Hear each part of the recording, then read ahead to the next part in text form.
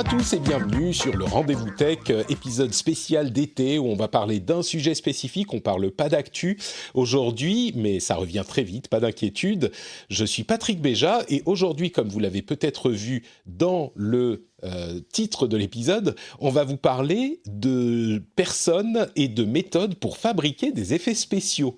Alors évidemment, c'est un sujet qui est éminemment tech, puisque c'est le numérique qui permet tout ça, et c'est un sujet qu'on connaît tous, qu'on côtoie tous au quotidien, que ce soit dans les jeux vidéo, ou dans les films, ou dans les séries, c'est utilisé absolument partout, mais on ne sait pas forcément, d'une part, comment c'est fait, ce qui est intéressant bien sûr, mais également ce que ça implique, ce que sont les métiers de ce domaine, ce qu'ils nécessitent, ce qu'ils veulent dire pour les personnes qui travaillent dans ce milieu au quotidien, et tous ces détails-là qu'on va essayer d'explorer un petit peu dans l'épisode d'aujourd'hui.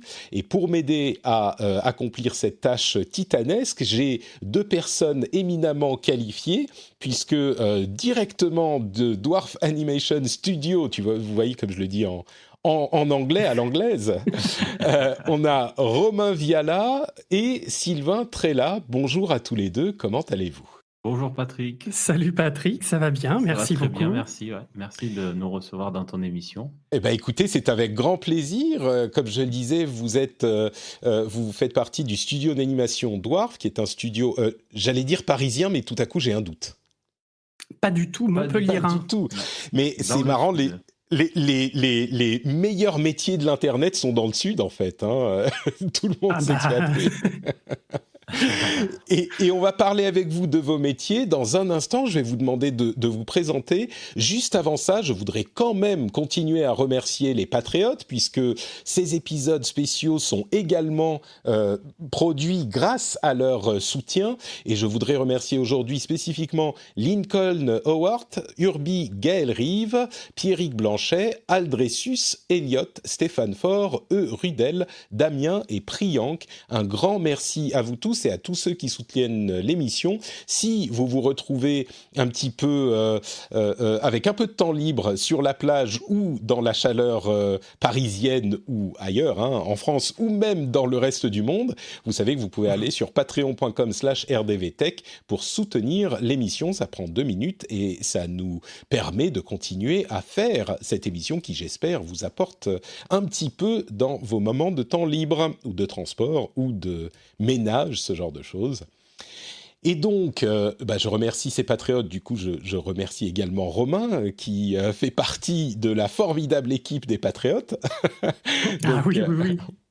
Donc, mais voilà, écoutez, lançons-nous dans le cœur du sujet tout de suite. La première question que j'ai envie de vous poser pour que les auditeurs sachent un petit peu vous situer, c'est qu'est-ce que vous faites dans ces métiers, et puis un petit peu quel est votre parcours, comment on fait pour rentrer dans les métiers de la conception 3D, des effets spéciaux, on va dire les effets spéciaux pour faire simple. Romain, je vais te donner la parole en premier. D'accord. Alors, donc moi, Romain, je fais du layout. Donc, je vais expliquer un petit peu ce que c'est après. Je suis superviseur, chef d'équipe. Mon parcours, j'ai fait du cinéma, j'ai appris le cinéma traditionnel, on va dire live action. Après, j'ai fait un autre métier, j'étais instit, et ensuite le cinéma me manquait trop, donc j'ai refait une formation en 3D. Et du coup, je suis tombé dans le cinéma d'animation et le layout, en fait. Comment dire, on place les caméras et on place les décors, les personnages, les objets, et du coup surtout les caméras. Et du coup, ça a un lien direct avec le cinéma traditionnel. Donc ça fait le lien avec tout ce que j'avais appris avant, en fait. Voilà. C'est un peu, il y a deux choses très très claires. Il y a deux choses que je retiens dans ce que tu dis. D'une part, j'ai l'impression que comme dans tous ces métiers jeunes, web design dans une certaine mesure, jeux vidéo, etc., il y a souvent des gens qui ont des parcours peut-être un petit peu atypiques parce que tu as fait une formation finalement, mais c'était pas ce métier auquel tu t'étais formé à la base. Et puis tu as fait différentes choses entre-temps. Et puis, l'autre chose que je retiens, c'est qu'effectivement, d'une part, vous faites beaucoup d'animation en images de synthèse. C'est marrant, je dis images de synthèse, j'ai l'impression de retomber dans les années 90, c'est un terme qu'on n'emploie plus trop. Mais c'est très proches. Il y a des éléments de ces métiers, on va en parler, qui sont très proches. J'ai l'impression d'entendre de la mise en scène, en fait. Le placement des caméras, c'est vraiment une question de mise en scène, sauf qu'elle est complètement virtualisée et que tu peux mettre ta caméra où tu veux, quoi. Exactement, et puis faire les mouvements que tu veux et voilà, changer les focales, enfin vraiment comme une vraie caméra normale, j'ai envie de dire traditionnelle pour le cinéma, quoi. On parle de focale de la même manière que dans le cinéma, sauf qu'elles sont virtuelles. Mais on utilise le terme focale. Tout à fait, tout à fait. Très Et intéressant. c'est en millimètres, c'est exactement les mêmes rapports en fait. Sauf qu'effectivement, c'est virtuel, mais c'est exactement la même chose. Alors Sylvain, toi tu fais de l'éclairage, du rendu. Est-ce que tu peux nous en dire un petit peu sur ton parcours et sur ton métier? Oui, bien sûr, avec plaisir. Donc moi, c'est Sylvain. Alors, moi, j'interviens un petit peu plus loin dans la chaîne de production. Donc je suis, chef éclairagiste, donc lead lighting et j'ai en charge de mettre en place ce qu'on va appeler des sets d'éclairage, pour venir recréer une ambiance de lumière par rapport aux scènes que l'on récupère, de l'équipe de Romain, passe, entre-temps, dans les mains de l'équipe d'animation. Donc, mon travail, voilà, c'est par rapport au client, ce qu'il va nous donner comme cahier des charges, ce qu'on appelle un color script. On va devoir recréer une ambiance d'éclairage par rapport à une timeline ou, un lieu spécifique. Donc, par exemple, on va retrouver de l'éclairage d'intérieur, ambiance jour, ambiance nuit, des scènes d'extérieur en coucher de soleil ou sous la pleine lune, et cetera. Donc voilà, on a ce cahier des charges, plus après, une certaine liberté, artistique pour arriver à matcher avec ce qu'on nous demande. Donc des fois, c'est pas forcément ce qu'il y a de plus évident, mais Ouais. c'est un métier très, très, très, très intéressant et qui se rapproche énormément des métiers d'éclairagiste sur plateau de tournage de films de cinéma. Traditionnel, ouais, c'est ce que j'allais dire. Je te demandais également de nous dire un mot sur ton parcours, mais immédiatement, moi, ce à quoi ça me fait penser, c'est le métier de chef opérateur qui est responsable de la lumière et donc de l'ambiance. Un truc dont on se rend pas forcément compte quand on parle de lumière dans le cinéma et dans l'animation et dans tous ces métiers, dans la photo, c'est que, c'est instinctivement évident, mais on n'y pense pas forcément. La chose qu'on voit, c'est de la lumière. La raison pour laquelle on voit une image, c'est la lumière qui se reflète et qui se réfracte et qui voyage entre les objets qu'on voit et notre rétine. Et donc, la lumière, en fait, on va pas dire que c'est tout le travail sur l'image, mais c'est une immense partie de ce qu'on voit et on peut changer une image quasiment du tout au tout en changeant la lumière. En tout cas, on change énormément l'ambiance. Et ça, c'est une chose qu'on entend énormément dans le cinéma classique, physique, et c'est marrant que ça s'applique aussi au rendu en 3D. Tu peux nous dire un petit mot sur ton parcours, donc ? Au niveau de la formation, j'ai fait une école de 3D, qui est située à Montpellier, que je salue, Objectif 3D. Donc, un parcours, assez classique en 3 ans avec une formation, une prépa, pour, apprendre vraiment toutes les bases du dessin, l'histoire, de l'art, du cinéma, vraiment poser les bases de notre métier et puis après derrière 2 années à me spécialiser vraiment dans l'éclairage, comprendre les techniques d'éclairage, étudier la photographie, les directeurs photos, le travail abordé sur certains films et pourquoi pas sur d'autres, voilà et puis, une fois sorti de formation, il y a plus qu'à mettre les mains dedans et puis c'est surtout qu'au final, on est continuellement en formation. Il y a vraiment la formation, théorique et puis, là, ça fait déjà 7 ans que je suis sorti de formation, mais j'en apprends vraiment tous les jours, quoi. Est-ce qu'il y a des gens, que ce soit dans vos métiers ou dans les autres métiers qui existent dans vos studios, je pense à ceux qui font de la modélisation ou de l'animation ou même de la production. Est-ce qu'il y a des gens qui ont appris sur le tas, qui sont pas passés par une école, qui se sont retrouvés à télécharger un logiciel de modélisation un jour, qui ont essayé de bidouiller un petit peu et puis au bout de quelques années, ils ont tenté de faire des choses. Ça existe, les gens qui ont appris sur le tas encore ou plus trop ? C'est Ça se raréfie. très très rare. Il y C'est en a vrai? encore, mais ça devient de plus en plus rare, ouais. C'est très, très rare parce que les logiciels, et cetera sont très, spécialisés. Si on prend, le logiciel qu'on utilise, majoritairement, dans l'industrie, c'est Maya, de chez Autodesk. C'est un logiciel qui a, je ne sais pas combien de dizaines de milliers de boutons, et de fonctions. Donc, là, je ne plaisante pas, hein, c'est vrai. Ouais, ouais.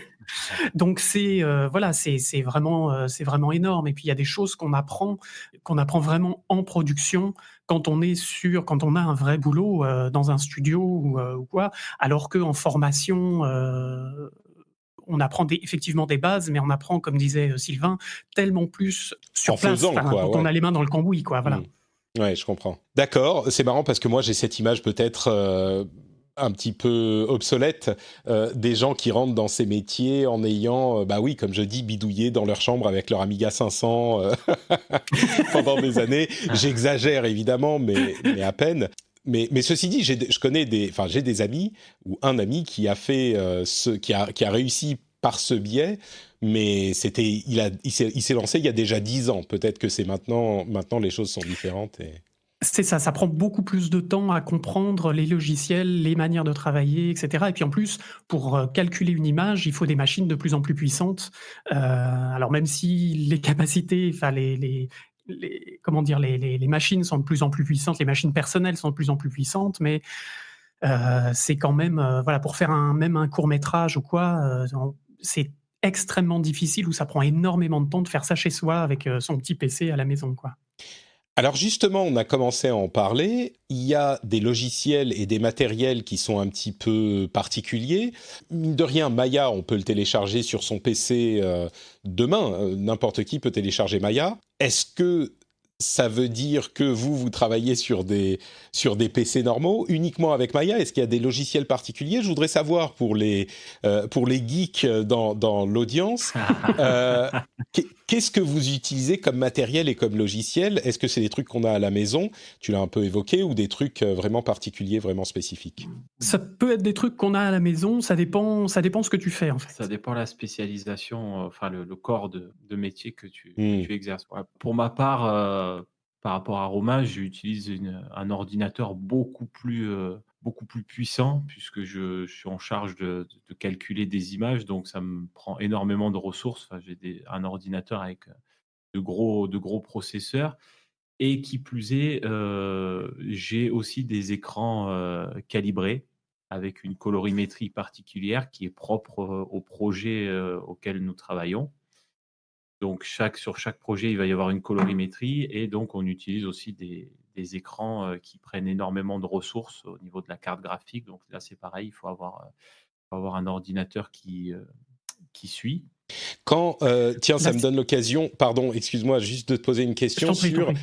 l'écran d'Apple, le fameux écran, je sais plus comment il s'appelle, mais qui coûte genre 5 000 € parce qu'il a une colorimétrie très fidèle et ce genre de choses, qui est vraiment pour les pros, et qui était à un prix moins élevé que les écrans équivalents. Je sais que il y a des Sony qui sont très prisés. Est-ce que tu as suivi un petit peu cette histoire? Est-ce que c'est effectivement un matériel qui est intéressant malgré son prix exorbitant pour les professionnels, ou est-ce que tu n'as pas du tout suivi cette histoire? Ouais, pour être honnête, j'ai pas du tout suivi cette L'histoire histoire. d'Apple, d'accord. Mais, mais, Non, pas du tout. mais du coup, ma question, je la retourne. Un écran, ce que tu utilises avec cette colorimétrie très fidèle, ça coûte combien pour un écran? Là, je pense que les écrans que l'on utilise, les écrans calibrés, on est bien sur une fourchette entre, pour donner une fourchette un peu plus large, je pense entre 3 et 5 000 €, ouais. D'accord, ouais. Donc même Ouais. les écrans de gamers qui coûtent 1 000 € avec leurs trucs spéciaux, c'est pas du tout le genre de truc que vous utilisez. Vous utilisez du matériel dédié, quoi. Là, ouais, on est vraiment sur une gamme au-dessus, voilà, qui est déjà Professionnel, ouais. réservée, je pense, voilà, pour les professionnels de l'image, avec, des tailles d'écran qui sont quand même aussi assez conséquentes. Là, je sais, je crois qu'on est sur, Du on est sur 32 plus pouces, de ce genre de choses? 25, un peu 25, ouais, un peu 25-30 pouces, ouais, ouais, c'est ça. au Ouais, minimum d'accord. 30 pouces, ouais. Ouais, Alors pour d'accord. te donner, j'ai quelques chiffres un peu sous la main pour te donner, un ordre d'idée. Là, on a des machines d'artistes, avec 64 gigas de RAM, heu, Ouf! Ah oui, Voilà, d'accord. tu vois déjà rien que ça classe le bonhomme. Des CPU avec 3,5, 3,6 gigas, 12-18 corps. Hmm. Voilà à peu près, hein, pour te donner Mais on est un vraiment ordre d'idée. dans ce type de travail qui touche à l'image et au rendu, on est vraiment dans le dernier bastion des machines aussi puissantes que possible. C'est-à-dire que quelle que soit la quantité de puissance qu'on peut obtenir sur la machine du moment, vous allez en prendre autant que possible parce que ça va faciliter d'autant plus votre travail et accélérer d'autant plus votre travail. Et du coup, ça se retrouve, j'imagine, dans des questions de production. C'est-à-dire que si vous travaillez 20% ou 10% plus vite, bah, ça va vous faire gagner 10% ou un peu moins, mais de temps de production et donc de coûts, quoi. C'est ça. Et d'argent, c'est surtout Oui, bien ça. sûr, Ouais, je ouais, parle ouais. de coûts, c'est ça. Ça va coûter moins cher. Les budgets vont être... Ouais, c'est ça. Là, il y a un ratio permanent entre le temps humain et temps machine. C'est vraiment c'est le ratio dans notre métier, voilà, le rapport entre temps humain, temps machine. Et il Tu faut parles des essayer rendus? toujours bah, pour le rendu, ouais, dans notre partie, c'est voilà, combien de temps, une personne va passer sur chaque plan et combien de temps ça va prendre pour calculer ce plan en question. Donc il faut toujours faire un ratio, bah, le meilleur ratio, c'est de passer très peu de temps sur le plan et qu'il sorte, le plus vite possible. Voilà, clairement. Eh oui. Non, non, c'est pas de Évidemment. l'esclavage. Mais du coup, Et en plus, ouais, pour calculer les images, excuse-moi, pour calculer les images, en plus, on a une ferme de rendu. bien C'est pas sûr. que nos machines qui calculent tout ça. Et là, alors là, on est à des machines qui ont 256 gigas de RAM, par exemple. Ouais. Voilà, et C'est 32 vraiment... corps, 40 corps, etc. Donc, C'est vraiment des racks, pour le coup, dans la pièce d'à côté qui est air conditionné. refroidi, Hmm, exactement. d'accord. Et là, on part à des coûts qui sont des coûts de serveurs qui sont beaucoup plus élevés que les machines traditionnelles, on le comprend bien. Au niveau des logiciels, on parle de Maya, il y a d'autres logiciels spécialisés de ce type, c'est des logiciels professionnels, quoi. Oui, oui, oui, bah, nous, on utilise Maya, c'est un standard dans la profession, enfin dans l'industrie.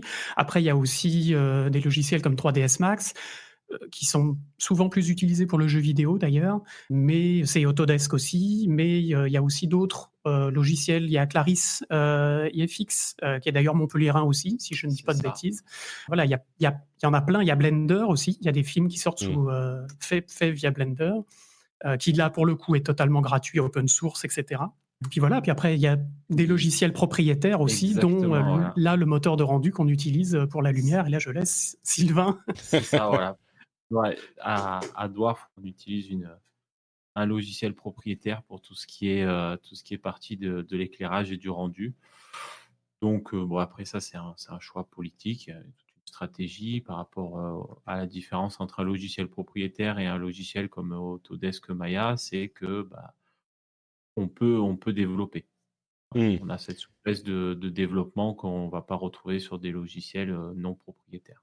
D'accord. Donc il y a un peu moins de facilité, vous prenez le logiciel qui est déjà fait et voilà, mais vous pouvez adapter le rendu à ce que vous voulez et ce qui n'est pas forcément autant possible avec un logiciel qui est déjà fait, quoi. Il y a plus de bride, oui. Ouais. Du coup, j'ai une question qui est en rapport avec tout ça, qui, je suis sûr, a navigué dans les esprits des auditeurs. Typiquement, le rendu le plus rapide et le rendu le plus long. Où est le delta? Honnêtement, là, sur le projet que l'on travaille actuellement, je pense que la moyenne, sur une image, on va tourner aux alentours de 30, un peu plus de 30 minutes l'image pour Pour une calculer, image? l'ensemble pour une image, oui. Ah oui, d'accord, quand même. Et c'est encore, et ça reste C'est une moyenne basse, ouais. une moyenne basse, voilà. On peut avoir D'accord. des images qui peuvent aller beaucoup plus vite, par exemple, il n'y a pas de décor, un seul Hmm. personnage, sans poils ou sans cheveux, ça peut aller très vite, mais il y a des images qui peuvent prendre énormément de temps. On peut parler en heures, hein. On peut parler largement en heures, quoi. Et on ne fait que de la série télé. Ouais, C'est-à-dire ouais, on n'a c'est pas ça encore qui est fait de important à film. Là, préciser.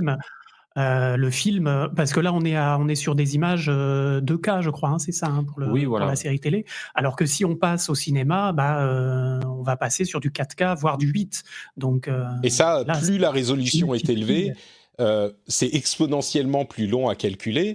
Exactement. Pour un film, un blockbuster, où il y a une grosse scène en image de synthèse, je vais m'accrocher au terme, une grosse scène en image de synthèse, dont la majorité est en image de synthèse, vous pensez qu'une image de cette scène, ça peut prendre combien de temps à calculer quand c'est un gros truc ? Bon, je pense qu'on peut être entre 8 à 12 heures l'image, je pense. D'accord.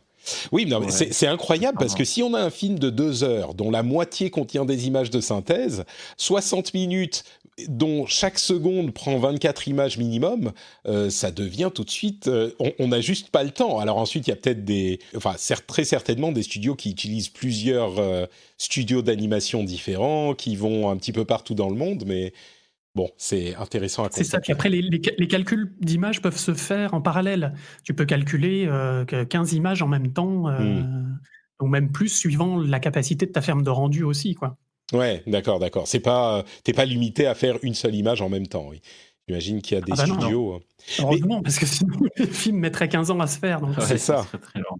Mais du coup, j'ai l'impression, en parlant des studios partout dans le monde, en explorant un petit peu plus cette industrie, moi j'ai l'impression qu'il y a effectivement des studios d'animation un peu partout dans le monde, mais j'ai aussi l'impression qu'en France, on en a quand même pas mal et qu'on est assez bien représenté, et que les studios hollywoodiens font souvent appel à des boîtes françaises, avec plus ou moins de discrétion, pour leur travail sur les gros blockbusters, justement. Est-ce que c'est vrai ? Est-ce qu'on a un écosystème assez vivant d'animation en France, ou c'est une impression que j'ai ?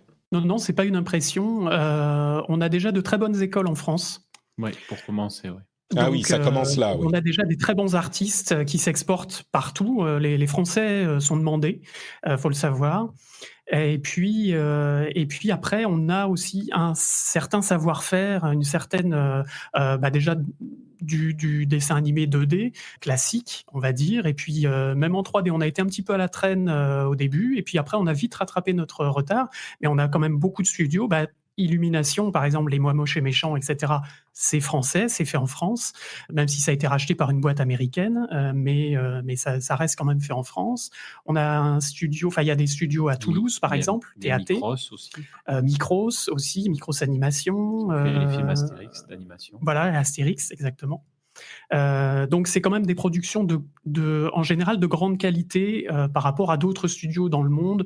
Alors je veux pas cracher dessus, je veux pas faire de chauvinisme malvenu, ouais. Voilà, de chauvinisme mal placé. Non, mais on peut être fier de notre... En Inde, il faut être fier, mais il y a des studios en Inde, par exemple, qui font plus de la quantité que de la qualité.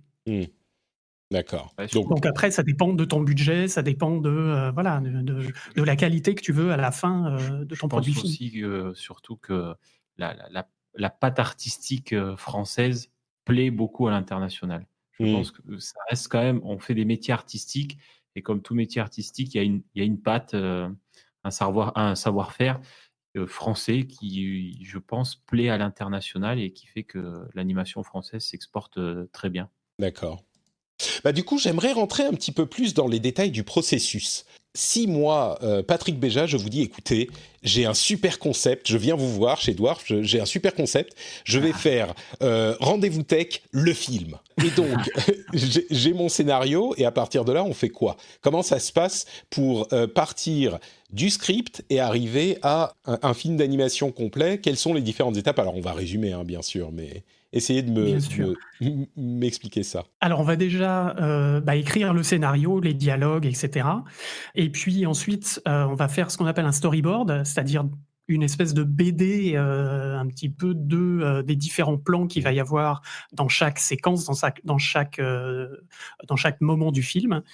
On va ensuite en créer une animatique, c'est-à-dire que ça va être un storyboard animé, pour avoir des timings précis de position de personnages, de moments de course, les différentes actions qui vont déterminer la longueur du film. Jusque-là, on est vraiment dans un système qui est comparable à celui d'un film classique, n'est-ce pas ? Oui, tout à fait. Là, tout ça, c'est vraiment film classique, pré-prod de film classique. Et ensuite, c'est là où moi, j'interviens en tant que layout, c'est-à-dire que moi, je récupère ce storyboard animé et je vais mettre ça en place en 3D. Alors avant, il y aura eu une étape préparatoire qui s'appelle la modélisation. L'acétisation, ouais. Acétisation. Enfin, donc on va créer tous les personnages en volume, donc en 3D. Voilà, et puis, enfin, les personnages, les décors, les objets, etc. Mais tout ça de manière un peu grossière pour que tu puisses faire ton début de travail, ou c'est pas tout de suite que vous allez dans les détails maximum, si? Les deux. Plus on a de détails, mieux c'est, par rapport aux formes, par rapport aux silhouettes. Tout se fait en parallèle. D'accord. Voilà, il y a pas mal Donc de là, choses en fait, qui sont effectivement en parallèle. à partir du moment où vous avez eu l'animatique, donc le storyboard animé, vous allez lancer le travail classique, le travail général du début de... Même avant, enfin, par rapport à la création des assets, des objets, des personnages, etc., ça se fait déjà même en amont, quand il va y avoir les concept art, donc les dessins préparatoires qui vont déterminer tout ce qui est le look, en fait, des personnages, des objets, etc. Donc là, on a des dessins de plus en plus précis qui vont permettre de créer les objets, les personnages, les décors. Et puis ensuite, on va les mettre en place un peu comme des Lego, des Playmobil, et puis on va mettre les caméras. Ensuite, les animateurs vont passer par-dessus pour animer les personnages et les objets, leur donner vie. En parallèle de ça, il y a aussi toute l'étape qu'on appelle le surfacing, c'est-à-dire on va mettre vraiment toutes les textures, les couleurs, la matière. Définir la matière et les textures des objets, des personnages. Voilà. Du coup, je passe la main à Sylvain, parce qu'après, c'est son domaine, donc, après l'animation. Voilà, il faut se dire que tout ça se monte en parallèle. Donc, l'acétisation, toute la création des personnages va se faire au fur et à mesure. Ça va être updaté au fur et à mesure dans les scènes de Romain, qui va à son tour transmettre ces scènes aux animateurs, qui, eux, vont récupérer les squelettes animés pour les personnages. En parallèle, il y a d'autres personnes qui vont faire les poils, les cheveux, en parallèle avec les gens qui définissent la texture et les matières. Et à cette étape-là... Je précise encore, vous avez évoqué à plusieurs reprises les cheveux. Il faut savoir que dans l'animation, il y a différents types d'éléments qui ont différentes propriétés et différentes difficultés à modéliser. Les cheveux sont toujours, et les poils sont toujours quelque chose d'un petit peu plus compliqué que... ça dépend ensuite du niveau de détail et du style qu'on va avoir, mais les cheveux et les poils, c'est toujours un peu compliqué. Les liquides, la fumée, les particules, c'est toujours un petit peu plus compliqué. Et tout ça, c'est des choses qui sont... des spécialités au final, chacun un petit peu sa... C'est ça. Ouais. Chacun a sa spécialité, sa tâche à accomplir pour au final, on sert tous le même but, l'image finale qui sera diffusée soit à la télé, soit au C'est-à-dire cinéma, que bien sûr. quand je vois, moi, dans mon film préféré de Marvel, Captain America, qui est en fait un Captain America modélisé en 3D, il y a une personne qui a fait le corps, une autre personne différente qui a fait les cheveux, une autre personne différente qui a fait les textures, une personne qui a appliqué les effets sur les textures, c'est-à-dire l'aspect, les couleurs, c'est les textures, et les reflets, c'est encore une autre personne différente. Enfin, il y a vraiment individuellement, même si on réduit au minimum, 4, 5, 6 personnes différentes qui ont travaillé sur 7 éléments de la scène. Et je parle même pas du layout et de l'éclairage. C'est ça, Captain America est passé entre plusieurs mains. C'est ça. Ouais. On a oublié un métier aussi très important, le rig, qui permet de faire, parce que les personnages sont comme des marionnettes, mais les marionnettes, pour les animer, il faut des fils. Donc là, c'est le rig qui va s'en occuper, qui vont refaire un squelette pour que les animateurs puissent animer les différentes parties du corps, le facial, etc. Enfin, pouvoir donner toutes ces expressions et pouvoir animer correctement, quoi. C'est-à-dire qu'effectivement, ça c'est une chose que les gens savent pas forcément. On a les os qui sont modélisés comme dans un corps. Quand on parle de personnes et de personnages animés, c'est beaucoup plus difficile à modéliser évidemment que des objets statiques ou qui bougent pas. Je sais pas, une voiture, une maison. Ça ne nécessite pas d'animation aussi complexe, à moins de cas particuliers, mais une personne, on va avoir les os qui vont être modélisés de manière réaliste ou plus ou moins réaliste. Et le rig dont tu parles, ça peut être un autre set d'ensemble d'eau ou d'éléments d'animation avec les fils que tu évoquais, des manettes qui vont pouvoir dire, à tel moment, je vais pouvoir bouger cette manette et ça va orienter dans tel axe, tel os par rapport à tel autre os. Et Exactement. là où ça devient encore plus compliqué, tu parles des animations faciales, donc tout ce qui est musculaire, mais en particulier bien sûr dans le visage. Il y a tout plein de petits éléments pour reproduire les animations du visage, les expressions du visage qui sont tellement complexes.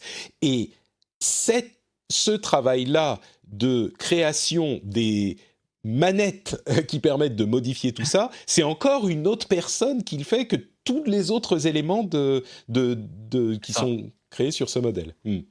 Exactement. D'accord. On a vraiment multispécialité. Pour un seul projet, on a plus d'une dizaine de départements qui ont chacun leurs tâches spécifiques. Donc vraiment, ouais, ça fait vraiment beaucoup, beaucoup de monde. Enfin, sur Mais, des longs métrages d'animation, on peut tourner sur des équipes entre 3 à 600 personnes pour un seul film. mais du coup, comment vous faites pour que tout ça fonctionne ensemble? Parce que Ah, plein d'éléments différents, plein de personnes sur chaque élément, des scènes qui sont développées en parallèle, des étapes de travail qui évoluent tout en même temps. Les producteurs, ils doivent s'arracher les cheveux, en fait. Il y a plusieurs corps de production. Sur un film, par exemple, il va y avoir des producteurs qui vont s'attacher, par exemple, à la modélisation, le surfacing, puis d'autres layout, animation, et puis d'autres lighting, d'autres l'éclairage, oui. éclairage, Donc il y a d'autres des les producteurs spéciaux, par etc. département, par spécialité, quoi. Oui. Si on peut, après c'est une question de budget, mais Bien sûr. il y a voilà, on a fait des séries où il y avait 1 ou 2 personnes pour toute la production, par exemple. Ouais. Donc là, ça leur fait beaucoup de boulot et de réunions, de choses comme ça, mais bon. Et j'imagine qu'il y a des outils informatiques aussi qui aident à coordonner tout ça. Toi, quand tu changes un layout, Romain, dans une scène, ce changement est automatiquement reporté. Tout ça est en réseau. Pour revenir à la question tech, ce changement est automatiquement reporté dans la version, la vue qu'utilise Sylvain pour faire son éclairage, n'est-ce pas?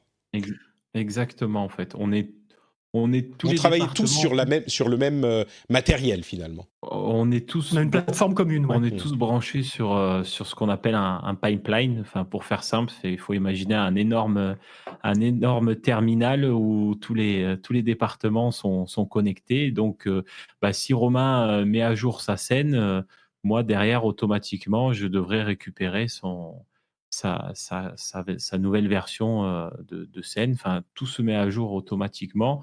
Et pour coordonner ça de manière visuelle, on a un logiciel qui s'appelle Shotgun et qui est en relation directement avec ce pipeline pour justement quand Romain finit sa scène, il le signale et moi ça me met automatiquement en, Un en- message qui te dit un c'est message en bon. me disant attention, voilà, Romain t'as mis à jour telle scène, il faut que tu fasses Que une tu la mise à jour de recharges, la. ouais. Voilà, exactement. Et c'est la même chose pour toutes les assets, tous les modèles, tous les rigs. Quand quelqu'un a Pour fini, tout, il appuie sur le exactement. bouton upload et enfin upload, donc commit ou je sais pas un truc du genre. Et puis C'est ça, ouais. ça indique à tous les autres sur le projet telle partie a été mise à jour, voulez-vous recharger? D'accord. Voilà. Par exemple, moi, quand j'ai fini un layout et qu'il est approuvé par le superviseur, par le réalisateur, etc., par tout le monde, hop, on appuie sur le bouton, c'est bon, c'est approuvé. L'animation sait qu'ils peuvent commencer ce plan à animer, quoi. Et du Ils savent coup, que l'étape d'avant a été validée, donc ouais. c'est bon, on peut y aller sans problème. Donc il y a des outils évidemment de gestion de projet qui sont intégrés à tous ces logiciels ou à des logiciels tiers qui se connectent avec, de manière à ce que ça soit possible à gérer. On n'a plus tellement parlé de moi, du réalisateur qui est venu avec son super projet Rendez-vous Tech, le film, mais j'imagine qu'il y a une collaboration, même pas juste régulière, mais constante avec le réalisateur, et que peut-être qu'on en parlera quand on parlera des difficultés du métier, mais le réalisateur va tout le temps donner du feedback et dire, enfin le réalisateur ou d'autres membres de l'équipe de création, dire ah oui, tel truc c'est bien, tel truc il le faudrait plus comme ci, plus comme ça, tel personnage moi je le voyais plus comme ça. Il y a un dialogue constant, quoi. Constant. constant et c'est ça qui est intéressant aussi. C'est une communication, des échanges, des frictions aussi, forcément. Mais on y reviendra après, apparemment.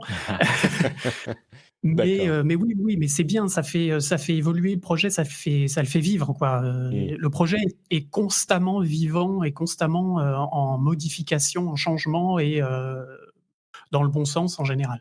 En général.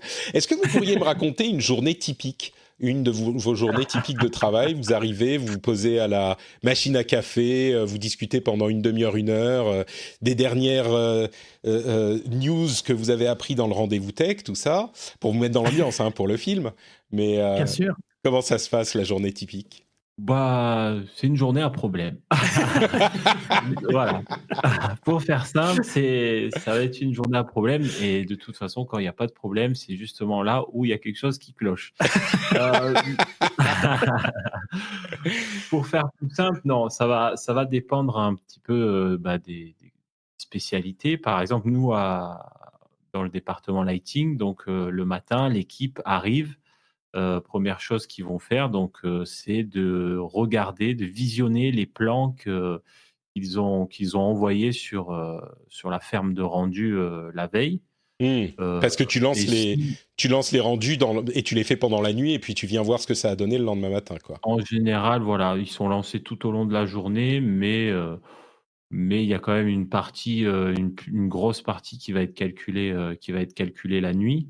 Donc du coup, voilà, la première étape, c'est ça, voilà. Ils vont regarder leur plan chacun de leur côté, voir un petit peu, s'il y a des choses qui vont pas et s'il y a des choses qui vont. Et en fonction de ça, donc ils mettent à jour le statut de leur plan, soit pour que nous, derrière, en réunion, on puisse les visionner et leur dire: «OK, le plan, on le valide. Non, on le valide pas et tu corriges tel élément, tel élément». D'accord. Donc ça, voilà, c'est vraiment, la première chose à faire. Puis après, il y a toute la journée de travail où ils vont ouvrir plan par plan, et essayer de faire leur travail. Donc Ouais. c'est-à-dire, loader l'éclairage et puis renvoyer les images, en rendu. Ouais, c'est vraiment le travail, je dis pas à la chaîne, mais c'est un travail systématique, quoi. Tu prends ton feedback, tu corriges, tu crées des nouveaux trucs, tu prends ton feedback, tu corriges. C'est ce cycle, quoi, qui se répète tout le temps, en fait.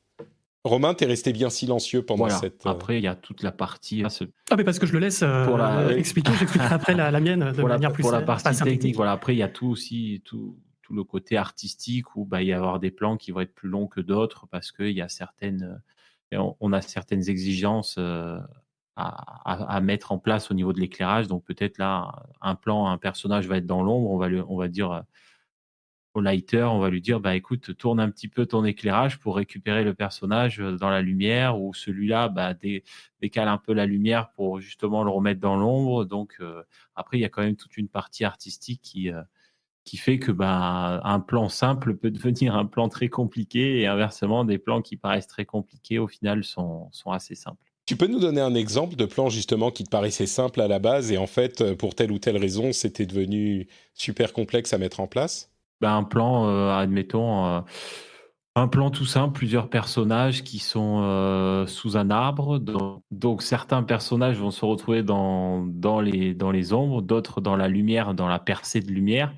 Et les personnages, ils bougent. Donc des fois, on se dit: «Ah ça va être simple parce que c'est assez stable comme éclairage». Mais le fait que le personnage se déplace au fur et à mesure du plan, du coup, il se retrouve plus dans la lumière et il faut le garder dans la lumière parce que, on a besoin de rester focus, sur ce personnage parce que c'est lui qui va parler, c'est lui qui fait l'action, alors que d'autres, sont peut-être que des personnages secondaires à ce plan-là, quoi. Donc là, toute la difficulté, c'est voilà, l'éclairage, c'est aussi de mettre en valeur et de sublimer, l'histoire. Mmh. Donc en fonction de ce qui se passe dans le plan, il faut adapter continuellement son éclairage. D'accord, donc en fait, l'éclairage lui-même se fait automatiquement parce que c'est pas que les feuilles, tu vas devoir toi-même faire passer les rayons de lumière à travers les feuilles de l'arbre, mais par contre, la prise de tête après, c'est que tu dis: «Ah mais attends, si je place mon personnage ici et qu'il bouge comme ça, tout à coup il est dans l'ombre, on le voit plus, ça sert pas le propos de la scène et donc il faut s'arranger pour déplacer les Exactement. feuilles, déplacer le perso, changer l'animation».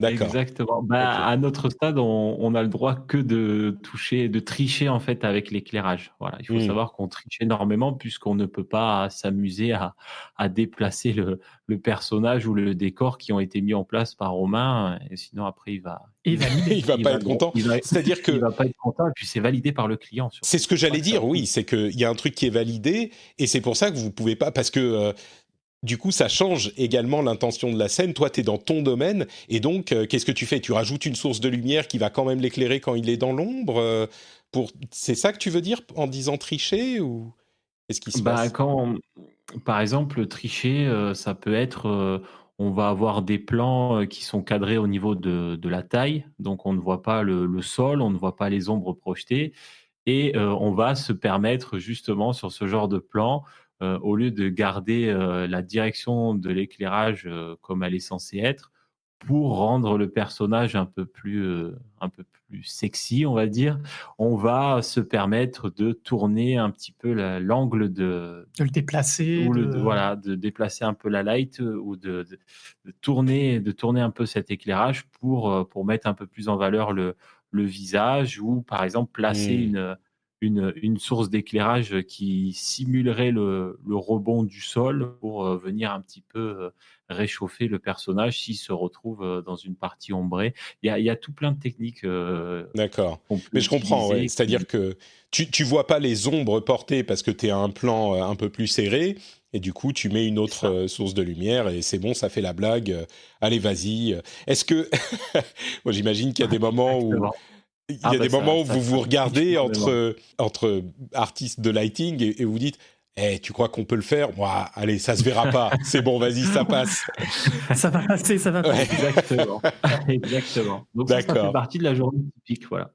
Et Romain, pour toi, est-ce qu'il y a des choses Alors différentes? moi, layout, nous comment dire, on est aussi garant des faux raccords, enfin des non faux raccords justement. Hmm. Donc, on va essayer de cadrer déjà, raconter quelque chose avec l'image. Donc, voilà, il faut qu'on soit. On a des storyboards, mais ils sont des storyboards animés, mais c'est à nous de faire les mouvements de caméra les plus jolis possibles, etc. Avec une caméra, on peut raconter mille et une choses, montrer telle ou telle chose ou ne pas montrer. Donc, donner une impression de vitesse, donner une impression de... Voilà, donc nous, on est garant de ça. Donc là, c'est vrai que moi, mon boulot en tant que superviseur, chef d'équipe, c'est justement de vérifier que mes artistes font bien les choses, que ce soit raccord avec le plan d'avant, le plan d'après, etc. Hmm. Donc d'avoir une vision beaucoup plus globale, plus générale. D'accord. Voilà, donc et de préparer les triches aussi, parce que nous, on triche énormément. On triche à tous les stades, C'est un métier de mais tricheur. voilà, il y a des fois, il vaut mieux pas regarder ce qui se passe hors de la caméra quand on a des points de vue, par exemple d'un personnage où on voit ses mains, c'est formidable, hein, on voit ses mains, etc. Mais si on regarde hors de la caméra, il a la tête complètement éclatée parce que la caméra est juste à la place de la tête. Ouais, d'accord, je crois. Mais je suis sûr qu'il y a plein de gens qui écoutent l'émission là, qui sont dans des codeurs ou des designers web ou ce genre de choses, qui se disent mais bien sûr, mais je fais ce genre de truc tout le temps, moi aussi, qui comprennent tout à fait. Ok, donc bon, on comprend que c'est vraiment énormément de collaboration. Il y a une expertise technique qui est importante, mais il y a aussi, j'ai l'impression, une collaboration permanente entre tous les départements et l'extérieur et le client qui sont essentiels. J'aimerais que vous me racontiez un petit peu en conclusion, on l'a un petit peu évoqué là encore, mais les difficultés de votre métier qu'on n'imagine pas forcément. Même avec tout ce qu'on a raconté, peut-être technique, on y a touché un peu, les difficultés de relation avec les clients. On a dit qu'on en parlerait peut-être un petit peu, si vous pouvez révéler certaines choses, de manière complètement anonyme, bien sûr. Et puis, Bien sûr. les plus grands plaisirs aussi de ce travail, ce que vous appréciez dans votre métier, et ce qui fait que vous faites ce métier plutôt qu'un autre. Donc, les difficultés et les plus grands plaisirs, je vous écoute. Alors difficultés, on a bien évidemment des difficultés techniques. Moi, en plus L'écran bleu, faire des... pardon, tiens, je t'ai même pas demandé, ça tourne sous Windows tous vos trucs, ou c'est Linux, ou c'est quoi? Non, on est sous Linux. Sous D'accord. Linux, ouais. Nous, on est sous CentOS. D'accord, donc pas de Pour une problème question de d'écran bleu, tout stabilité, tourne très bien, vous êtes tranquille. euh, Ouais, à peu près. On va dire que ça fonctionne. Disons que c'est des écrans d'une autre couleur. Non, on n'a très pas bien. des écrans bleus, on a de temps en temps des crashs, etc. C'est normal, on utilise beaucoup les machines et on les sollicite énormément. On peut avoir des histoires de réseau, des problèmes de réseau aussi, puisque toutes les machines sont reliées en réseau, etc. Donc moi, comme je disais... Oui, là, on a parlé, excuse-moi, je t'interromps encore, on a parlé uniquement des métiers directement liés à l'animation, mais il y a évidemment tout plein d'autres métiers autour, et je suis sûr que les ingénieurs informatiques, les responsables de tout ce matériel, ont des grosses prises de tête aussi parfois, quoi. Oh que oui, justement, c'est là où je voulais en venir, parce qu'en plus d'être layout, je suis directeur technique junior, mais directeur technique quand même. Donc, du coup, je suis confronté en fait à tous les problèmes. Je fais partie d'une équipe qui répare tous les plans qui merdent en fait. Donc, et souvent il y en a beaucoup, parce que problème technique, parce que entre les différents logiciels, entre les différents, voilà, les différentes manières de travailler, ça passe ou ça passe pas dans le pipeline. Donc voilà, pour que l'image arrive, si tu veux, complètement terminée et nickel, impeccable comme on avait voulu. Mais c'est-à-dire que oui, parfois, tu lances un rendu, ça fait pas le rendu, et il faut que tu ailles regarder faut savoir pourquoi. Ouais, savoir pourquoi, de la même manière qu'on peut le faire avec n'importe quel outil informatique, mais ça peut être bien prise de tête parfois. C'est ça. Puis après, savoir si c'est à la modélisation que ça a merdé, au rig, à l'animation. Est-ce qu'un artiste n'a pas fait une bêtise, appuie sur un bouton qu'il fallait pas ou un truc comme ça, et puis c'est passé à son stade, mais 2 stades après, enfin 2 départements après, ça fout le merdier, quoi. C'est-à-dire que tu peux lancer un rendu en pensant que tout va bien se passer, et au final, quand tu regardes la première image, tu te rends compte que le bras est à l'envers, ou l'œil est en dehors de la tête, ou ce genre de truc. Ouais, c'est ça, et des fois même la première image ne sort pas du tout. Donc... Exactement, oui. Des fois, juste en chargeant nos scènes, on s'aperçoit que on affiche la vue 3D, on s'aperçoit qu'il y a un personnage qui manque, ou un bout du décor a disparu, ou bien la texture et la matière ne s'est pas mis à jour correctement, donc on se retrouve pas du tout avec avec les bonnes couleurs, etc. Enfin, il y a des problèmes, il y en a des. Il y a une bible de problèmes à faire, hein. Ça me donne des frissons là, rien que d'y penser, ce genre de truc. Donc effectivement, il y a beaucoup de problèmes techniques. Un truc un peu plus croustillant, des trucs avec comme dans tout métier artistique où on demande à un artiste de faire un travail pour un client. J'imagine qu'il y a forcément des moments où les choses se passent pas comme vous l'espéreriez. Est-ce qu'il y a des trucs typiques ? La question n'est pas d'avoir l'anecdote spécifique, encore que si vous voulez, ça peut être marrant, mais des trucs typiques d'incompréhension entre un et l'autre côté, ou les problèmes que vous pouvez avoir de manière récurrente dans ce domaine ? Par exemple, on peut avoir des clients qui n'ont fait que de la 2D. Donc qui ne voit pas en volume, qui ne voit que par voilà, que sur 2 dimensions, et du coup tu travailles pas de la même manière quand tu fais un dessin animé en 2D qu'un dessin animé en 3D. Tu as justement d'autres problématiques, et quand le client ne comprend pas ces problématiques et veut un truc qui est facile à faire en 2D mais qui en 3D va poser beaucoup de problèmes, ou en tout cas beaucoup de challenges, c'est là où il peut y avoir une incompréhension, où le client va dire on peut le faire ça en 2D, regardez quand je dessine. Oui, mais non, mais là en même temps, là il va rentrer dans la table. En 2D, vous pouvez le faire passer derrière la table, mais là la table elle est énorme, donc c'est soit il passe au travers, soit il fait un grand tour et ça fait rallonger le plan. Enfin voilà, ce genre de choses. C'est ça peut des fois être prise de tête. Ça peut être très compliqué, oui. Enfin, moi, dans la partie éclairage, ça nous est arrivé, en petite anecdote, voilà, marche arrière complète sur un set d'éclairage. On est parti sur le client voulait telle ambiance, et puis finalement, après avoir passé plus de 30 heures à monter le set d'éclairage, à avoir mis ça en place pour l'équipe qui rend une séquence de 30 ou 40 plans, et le client s'aperçoit qu'au final ce n'est pas ce qu'il voulait. Il fait une machine arrière, il ne voulait plus de la nuit, de l'ambiance nuit, il veut de l'ambiance coucher de soleil, minuit. Et donc là en fait après c'est d'essayer de trouver un compromis pour éviter de tout refaire, et aussi satisfaire le client, puisque le client reste quand même roi. C'est quand même le but, quoi. Mais voilà, j'imagine que c'est pas évident, c'est vraiment pas évident. C'est comme dans tous ces métiers, comme je le disais, il y a parfois des clients qui se rendent pas compte du travail qu'implique un changement ou une directive et qui du coup disent non mais je veux juste le faire en bleu quoi, et qui se rendent pas compte qu'il y a tous les trucs qui se cascadent derrière.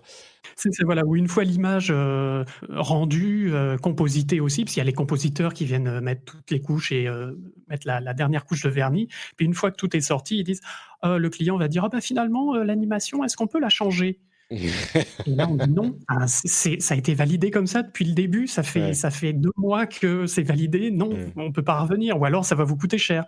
À ce moment-là, on peut le faire, tout est refaisable, mais par contre ça va demander du temps, donc de l'argent.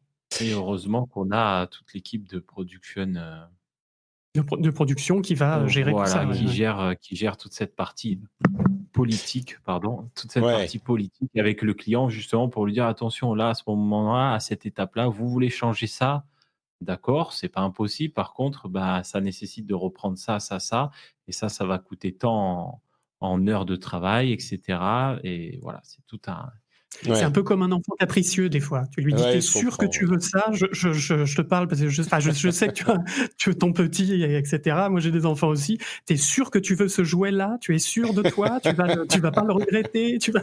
On est obligé de faire ça un petit peu avec le client sans l'infantiliser bien évidemment, mais voilà, pour être sûr du choix, pour ne pas avoir à revenir en arrière parce que ça coûte beaucoup de temps et d'énergie. C'est-à-dire qu'on ne se rend pas forcément compte. Peut-être que là, je pense que les auditeurs l'auront bien compris, il y a une cascade de différents travaux qui dépendent des uns des autres, même si on peut travailler en parallèle. Mais peut-être qu'on imagine que le changement d'une animation peut se faire de manière indépendante, sans avoir de conséquences sur le reste de la chaîne. Mais dans la réalité, si tu changes l'animation, il faut peut-être revoir ensuite, enfin, je sais pas moi, l'animation des vêtements également, des cheveux, l'éclairage va être différent, etc., etc. Et donc, changer un élément, tous ces éléments, ça peut pas se faire en isolation. Donc, c'est pas juste tu changes l'animation et puis tu relances le rendu et basta. C'est qu'il faut revoir parfois, une certaine mesure de toutes les étapes de la chaîne, quoi. Ça arrive de temps en temps, dans un jour de chance où on peut changer un petit élément sans tout refaire, mais c'est très rare. Ces jours-là, on sort le champagne. Ouais, du coup, il n'y a pas un petit truc un peu croustillant de problème avec un client que vous avez eu qui serait marrant à raconter? Si vous pouvez me dire non, il n'y a pas de souci, c'est déjà beaucoup d'informations que vous avez données.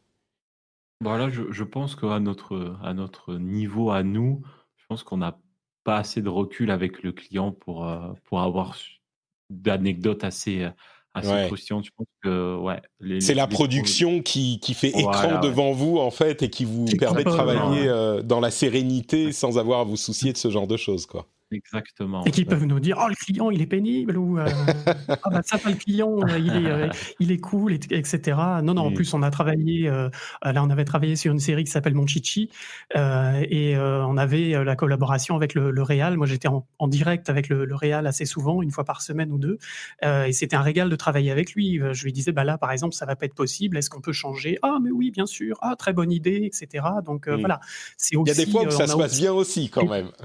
Oui, bien sûr.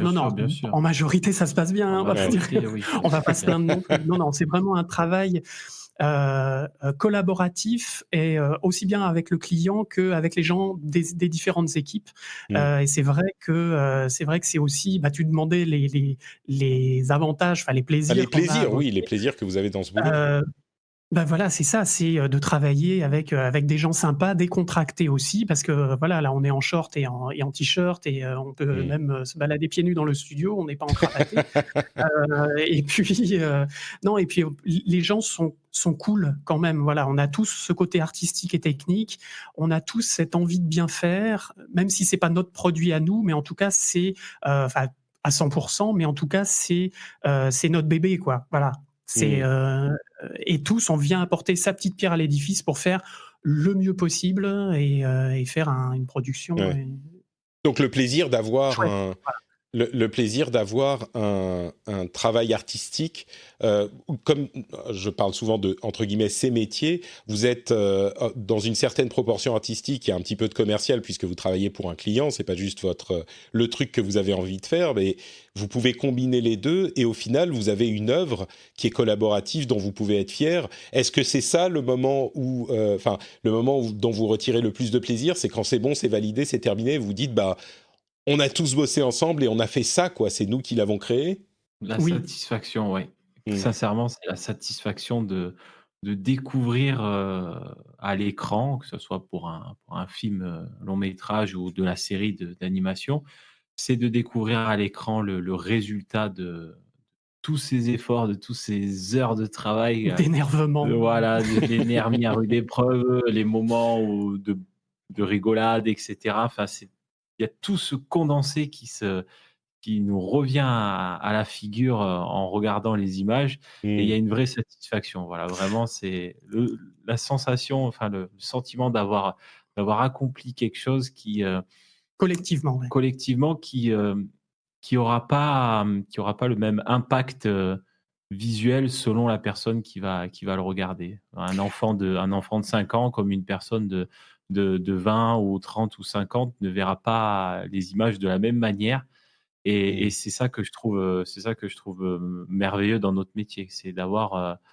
des interprétations différentes, par rapport à ce que nous, on a pu, mettre dans nos images au moment où on les a faites. Alors, une petite anecdote, si tu veux, très rapidement, parce que je pense qu'on est un peu limité par le temps.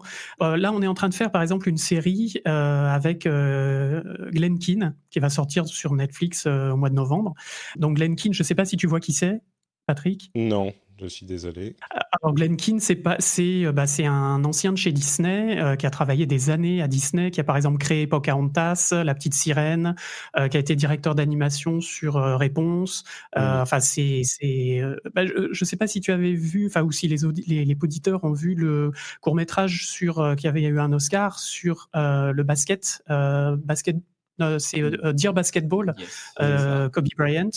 Enfin bref, c'est un dieu de l'animation qui fait une série avec son fils et qui nous l'a confié. Et on a fait le premier épisode. Une fois que le premier épisode a été complètement créé, monté, on l'a projeté avec lui. Et tout le monde l'a vu un petit peu pour la première fois en entier avec Glenn Keane et son fils Max Keane. Et quand ils ont vu cette réalisation, ça fait, je sais plus, un paquet d'années qu'ils y réfléchissent, qu'ils travaillent dessus. Et quand ils ont vu le résultat, une fois que l'épisode a été projeté devant tout le monde, ils sont retournés, ils avaient les deux les larmes aux yeux. Oh. Et là, enfin, il y a eu une émotion sur les 250 personnes qu'il y avait dans la salle de voir que des gens comme ça, enfin, et surtout Glenn Keane, qui est quand même un vieux de la vieille, enfin, voilà, c'est comme si on disait Spielberg, ou Mm. voilà, enfin, voilà, et qui est autant d'émotion et de joie en lui, enfin, voilà, de tous ces sentiments-là, il y a eu une espèce de truc complètement incroyable, donc voilà, c'était... voilà, D'accord. c'est aussi pour ces petits moments de bonheur Ouais, lors de l'accouchement de la série et que tout le monde est ravi, quoi. ça symbolise un petit peu le plaisir, effectivement, de ce métier. Ok, super. Bah écoutez, je crois qu'on a fait un bon petit tour, un panorama de ce que vous faites. Est-ce qu'il y a quelque chose que vous voulez ajouter avant qu'on se quitte? Et je vous donnerai bien sûr l'occasion de nous dire où on peut vous retrouver, mais juste sur tout ce dont on a discuté, sur vos métiers, une chose qu'on n'aurait pas eu le temps d'évoquer? Plein de métiers que les gens ne connaissent pas dans le cinéma d'animation, entre autres, et dans les effets spéciaux, et faut aller fouiller, faut aller gratter ces métiers-là si vous avez un peu une fibre artistique, parce qu'il y a plein de métiers et de demandes en plus. Donc, faut pas hésiter. C'est des métiers de l'ombre dont on ne parle pas, donc on ne sait pas. Voilà, et c'est des métiers formidables. D'accord. Donc tu veux dire même des métiers dont on n'a pas Dont on n'a pas parlé. évoqué, oui, oui. Ouais, tu peux nous dire juste comme ça pour juste les noms des métiers en question, deux ou trois auxquels tu penses? Bon, CFX artistes, c'est des personnes qui sont en charge de mettre en place la simulation de tout ce qui est, vêtements. Hmm. Donc Donc voilà, donc il y a vraiment un Clothes département. FX, c'est ça? Exactement, donc c'est Ouais. des gens qui mettent en place des simulations par rapport à l'anime des personnages pour faire bouger tel ou tel vêtement en fonction de qu'est-ce qu'est le vêtement, Les un animations, ouais. pull, une chemise et cetera. Donc c'est un vrai métier, un vrai métier qui Rien est que très d'animer des important. vêtements. Ouais. On n'a C'est pas ça, je parlé de parlais des l'audio, mais riggeurs, des compositeurs, et cetera. Oui, de l'audio aussi, Bien mmh. sûr, ouais. D'accord, bah écoutez, merci beaucoup. Et justement, si on veut en savoir un petit peu plus, d'une part, où est-ce qu'on peut vous retrouver, vous tous les deux? Est-ce que vous êtes sur Twitter ou est-ce que vous avez une présence en ligne? Bien sûr, tu peux évoquer le podcast que vous faites bah, également. c'est ça. Dites-moi tout. Notre présence, elle est surtout là, au podcast. On a un podcast donc qui s'appelle CGY, CGWHY, où, bah, on va justement parler, rentrer dans le détail de ce qu'on vient de tout ce qu'on vient, ce dont on vient de parler.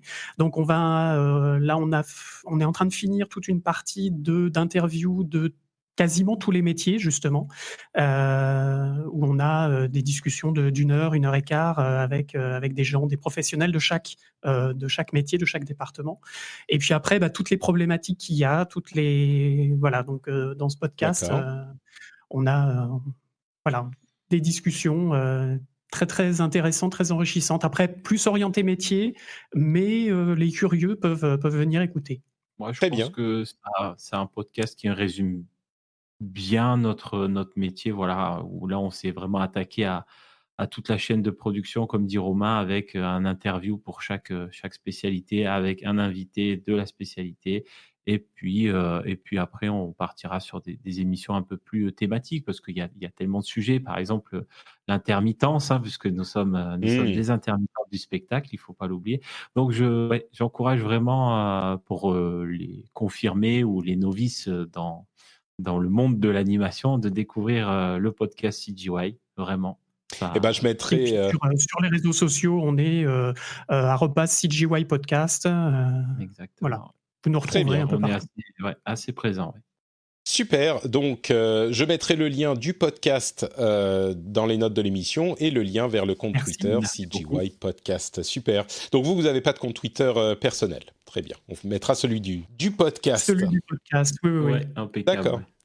Super. Merci beaucoup. Eh ben merci à tous les deux beaucoup du Merci. fond du cœur d'avoir partagé un petit moment avec moi et avec les auditeurs. Pour ma part, vous pouvez me retrouver sur patreon.com/rdvtech si vous voulez soutenir l'émission. Le lien est également dans les notes de l'émission, juste sous votre doigt en ce moment. Si vous voulez soutenir, ça prend 2 minutes. Vous allez sur le site, vous choisissez la somme que vous donnez et c'est terminé. Ça prend vraiment un instant. Donc vous pouvez le faire si vous le souhaitez.